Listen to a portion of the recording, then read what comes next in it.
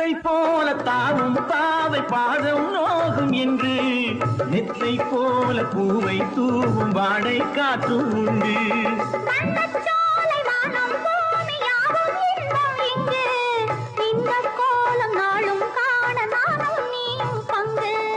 கண்ணில் ஆடும் மாங்கனி கையில் ஆடுமா, கண்ணில் ஆடும் மாங்கனி கையில் ஆடுமா.